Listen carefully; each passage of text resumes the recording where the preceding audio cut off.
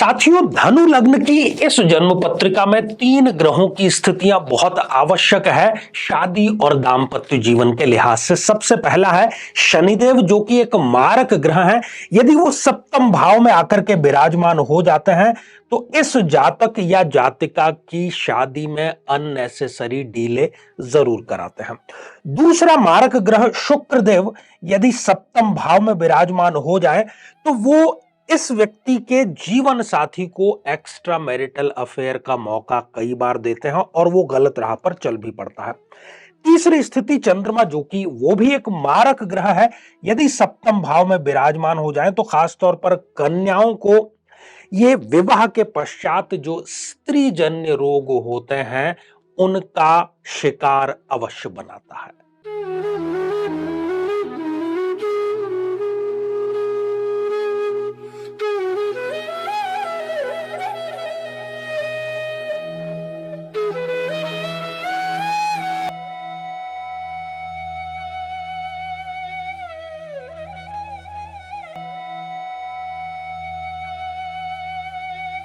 तो मेरे बहुत ही प्रिय और बेहद सम्मानित साथियों, हृदय की असीम गहराइयों से अभिनंदन, बहुत बहुत हार्दिक स्वागत। साथियों, चर्चा हमारी इन दिनों चल पड़ी है लग्न दर लग्न, विवाह के अच्छे पक्ष या विवाह के बुरे पक्ष पर। और ये दोनों जिस बात पर आधारित है वो है कुंडली का मिलान करना या ना करना। यदि केवल आपने गुण मिलान कर लिया है, गुण मिलान को ही इतिश्री मान लिया है कि बस 36 गुण मिल गए, 34 35 गुण मिल गए बस, तो आगे इसकी बहुत बड़ी सजा आपको भुगतनी पड़ सकती है। दाम्पत्य जीवन में खटास को लेकर के या तलाक जैसी स्थितियों को लेकर के। यदि इसके उलट आपने ग्रहों का मिलान किया है, भावों का मिलान किया है, राशियों का मिलान किया है, आने वाली दशाओं महादशाओं का मिलान किया है, तो फिर जिंदगी आपकी एक प्रकार से गारंटी है कि वो सुखद ही बीतेगी। साथियों, आज जैसा कि आप स्क्रीन पर देख भी पा रहे हैं, हम धनु लग्न की जन्म पत्रिका के बारे में बात करेंगे। और धनु लग्न की जन्म पत्रिका यदि आपकी है तो आप अपनी जन्म पत्रिका खोल करके बैठिए, समझिए और मिलान कीजिए कि क्या क्या स्थितियां आपके साथ में है। और यदि आप बहुत खुशकिस्मत हैं तो ये एपिसोड आप विवाह के पहले देख रहे होंगे, क्योंकि उससे पहले हम कदम उठाने के लिए स्वतंत्र होते हैं। और यदि अभी तक आपने अपने लग्न से संबंधित एपिसोड नहीं देखा है तो यहां आई बटन में हम आपको उसका लिंक प्रोवाइड करा देते हैं, वो जाकर के आप देखें, समझें। साथियों, इस जन्म पत्रिका में ये जो सप्तम भाव है, जहां पर कि आप 3 नंबर का अंक लिखा हुआ देख रहे हैं, इसको कहते हैं कुंडली का सप्तम भाव। सप्तम इसलिए क्योंकि यहां लग्न जहां से कुंडली स्टार्ट होती है, यदि हम गिनना प्रारंभ करें तो ये 7वां है। 1 2 3 4 5 6 और ये 7, इसलिए इसको सप्तम भाव कहा जाता है। अब सप्तम भाव का जो स्वामी है इस जन्म पत्रिका में वो है बुध देव। और बुध देव जो है वो किशोर है, उनको राजकुमार की पदवी प्राप्त है। अक्सर जन्म पत्रिका में यही होगा कि बुध देव जिसके साथ में विराजमान है, जिसके द्वारा दृष्ट है, उसके अकॉर्डिंग वो रिजल्ट प्रदान करते हैं। दूसरी बात, इस सप्तम भाव में कौन सा ग्रह आया है, क्योंकि हम प्रत्येक लग्न के बारे में 2-2 एपिसोड बना रहे हैं। पहला एपिसोड कुछ नकारात्मक बिंदुओं को लेकर के होता है और दूसरा जो एपिसोड है वो सकारात्मक बिंदुओं को लेकर के होता है। तो ये धनु लग्न का पहला एपिसोड है। और आप देखा हुआ अभी यहाँ पे कि शादी से असंतुष्टि कब होती है, दाम्पत्य जीवन में खटास कब आती है, यदि कुंडली नहीं मिलान करते हैं तो कौन कौन सी ऐसी स्थितियां होती हैं। तो सबसे पहले हम बुध की स्थितियों के अनुसार ही साथियों जानेंगे। यदि बुध देव इस जन्म पत्रिका में द्वितीय भाव में विराजमान हो जाते हैं, ये भाव अच्छा नहीं है। क्या होगा कि विवाह के तुरंत पश्चात ही, चाहे ये स्त्री है पुरुष, दोनों पर यह बात लागू है, धन को लेकर के संकट की स्थिति उत्पन्न होगी। व्यक्ति एक एक पैसे के लिए किसी दूसरे पर आश्रित हो सकता है। अच्छा खासा उसका व्यापार, क्योंकि व्यापार का कारक ग्रह भी बुधदेव होता है, तो वो अच्छा खासा व्यापार या नौकरी जो है वो उसकी चली जाती है। और विवाह के तुरंत बाद ही, बहुत ज्यादा इंतजार नहीं करना पड़ता, तुरंत बाद ही जो धन संबंधी समस्या है वो होती है। और धन जो है वो रुकने का नाम नहीं लेता। जो रुका हुआ धन है, मतलब बचत किया हुआ है आपने, वो भी कुछ ही माह में समाप्त जरूर हो जाता है।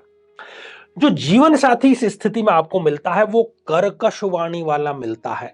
2 से लेकर के 10 मिनट बस हाईएस्ट हो गई। 10 मिनट से अधिक पति पत्नी जो है वो वार्तालाप नहीं कर सकते।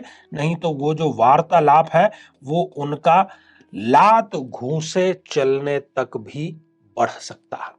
इतनी बर्दाश्त की जो सीमा है, बस इतने ही मिनट है। साथियों, यदि यही बुध देव तृतीय भाव में, जो कि पराक्रम का भाव है, यहां विराजमान हो जाए और कुंडली आपने नहीं मिलाई है, केवल गुण मिलाए हैं, कौन कौन सी स्थितियां विवाह के पश्चात आपको दुखद यहां पर साबित हो सकती हैं।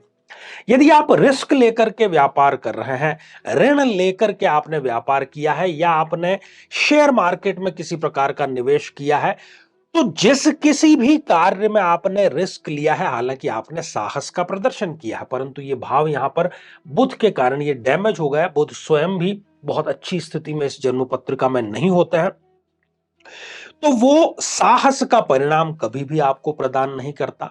बहुत बड़ी महत्वाकांक्षा जो कि आप विद्यार्थी काल से चाहते थे कि ऐसा हो, वो सपना आपको लगता है विवाह के पश्चात कि अब ये कभी पूरा नहीं हो पाएगा। साथियों, यदि यही बुधदेव चतुर्थ भाव में यहां पर विराजमान हो जाते हैं, तो ये सुख के जो साधन है, भौतिक जो साधन है, अपना घर, अपनी कोई गाड़ी या निवेश, इन प्रकार से आपको वंचित करने का कार्य करते हैं। क्योंकि यहां पर बुध देव हो गए हैं एक नीच राशि में। मीन में बुध देव जो है वो नीच राशि के हो जाते हैं। अपनी माता से भी या अपनी सासू मां से, इन दोनों से आपके जो रिश्ते हैं ये खराब करने का कार्य करता है। और भूमि में यदि आपने कोई निवेश किया भी है, तो वो निवेश भी आपका किसी न किसी प्रकार से डूब अवश्य जाता है। तो ये स्थिति बिल्कुल भी ठीक नहीं कही जा सकती। साथियों, यदि यही बुधदेव षष्ठ भाव में, छठे भाव में विराजमान हो जाते हैं, तो ये ऋण के संकट को बढ़ाने वाला है, ये रोग के संकट को बढ़ाने वाला है। खासतौर पर यदि कोई ये स्त्री जातक है, तो विवाह के पश्चात ये किसी लाइलाज बीमारी से ग्रसित हो सकती है। मोटापा जो है वो बहुत तेजी के साथ में इनका बढ़ सकता है। और उधार, जैसे अभी ऋण की हमने बात की, तो उसकी एक व्यक्ति को प्रवृत्ति पकड़ लेती है। वो एक व्यक्ति से लिया, फिर दूसरे से लिया, फिर तीसरे से। एक और यहां पर संकटपूर्ण स्थिति है कि जो शत्रु पक्ष है आपका, वो आप पर हावी जरूर हो जाता है। ये सारे के सारे यहां पर ड्रॉबैक है। साथियों, यदि यही बुधदेव इस अष्टम भाव में, जो कि ये भी एक त्रिक भाव है, विराजमान है, ये भी स्थिति अच्छी नहीं है। ससुराल पक्ष के साथ में आपके संबंध वैमनस्य पूर्ण हो जाएंगे। एक प्रकार से शत्रुता का आपके उनसे अच्छा मुकाबला किसी और से नहीं हो सकता। रिश्वत का जो पैसा है वो यहां पर किसी विभागीय जांच के अंतर्गत, यदि सरकारी नौकरी में है, तो संकटपूर्ण स्थिति हो सकती है। और कुल मिलाकर के जो कमाई के सारे रास्ते हैं वो यहां पर समाप्त होते हैं, और कई बार ये दुर्घटनाग्रस्त भी व्यक्ति को करता स्पष्ट रूप से है। साथियों, यदि यही बुधदेव एकादश भाव में विराजमान हो जाएं, चूंकि ये आय का भाव है, तो ये आय पर ब्रेक लगाने का कार्य भी करता है। व्यक्ति को ये एक प्रकार से जीवन साथी का गुलाम बनाने का कार्य करता है, या इसको ये कहें कि वो जीवन साथी के प्रति समर्पित कर देता है। उसकी अच्छी या बुरी बात का वो कभी भी मना नहीं कर पाता। साथियों, यदि यही बुधदेव 12th हाउस में यहां पर विराजमान हो जाएं, ये स्थिति भी ठीक नहीं है। जो विवाह से लेकर के अनबन की स्थिति प्रारंभ हुई थी वो वृद्धावस्था तक जरूर चलती है। शादी के नाम पर विदेश स्थित व्यक्ति किसी से आपको धोखा जो है वो जरूर यहां पर मिल जाता है, और जीवन साथी जो है वो छोटी छोटी बातों पर आपका अपमान करने से कभी भी पीछे जो है वो नहीं हटता है। या ये पुरुष जातक है तो ऐसा देखा गया है कि विवाह के पश्चात किसी न किसी प्रकार का नियमित रूप से नशे का सेवन जो है वो भी प्रारंभ कर देते हैं।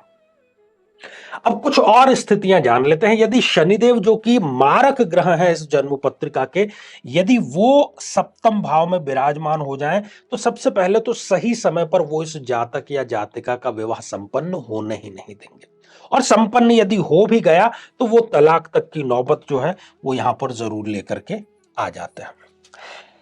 साथियों, यदि यहां पर शुक्रदेव जो कि एक मारक ग्रह है यदि यहां पर विराजमान हो जाएं तो इस जातक या जातिका का जो जीवन साथी है, खासतौर पर शुक्र की दशा अंतरदशा में किसी एक्स्ट्रा मैरिटल अफेयर में, किसी अवैध संबंध में, किसी अनैतिक संबंध में जरूर पहुंच जाता है, और इनको जो शारीरिक, भावनात्मक या इमोशनल या फिर आर्थिक ही सही जो सपोर्ट जीवन साथी से मिलना चाहिए वो इनको कदापि मिल नहीं पाता है।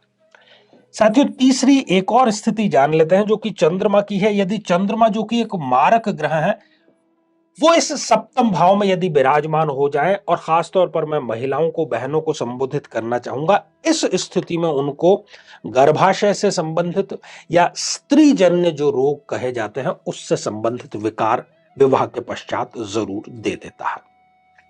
और मानसिक तनाव, चंद्रमा मन का कारक है, और विवाह के स्थान पर तो मतलब विवाह के पश्चात जो मानसिक समस्या है, तनाव की समस्या है, डिप्रेशन की समस्या है, वो बहुत अधिक इनकी बढ़ जाती है। जीवन में किसी समस्या का सामना कर रहे हैं, जैसे कि शादी में देरी होना, पति पत्नी में मनमुटाव या तलाक तक की नौबत आ जाना, संतान का प्राप्त न हो पाना, नौकरी या धन प्राप्ति में बाधा आना, जीवन के प्रत्येक क्षेत्र में किसी न किसी प्रकार की बाधा आना, तो आज ही अपनी जन्म पत्रिका का संपूर्ण विश्लेषण करवाएं और पाएं समस्या से सदैव के लिए मुक्ति।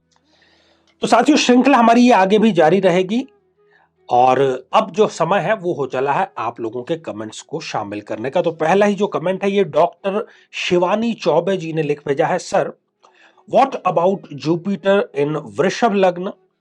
If Guru places in third house along with Mangal and शुक्र, what would be the result? देखिए, वृषभ लग्न की आपकी जन्म पत्रिका है और तृतीय भाव में ही आपने कहा कि गुरुदेव भी विराजमान है, मंगल भी विराजमान है, लग्न शुक्र भी विराजमान है।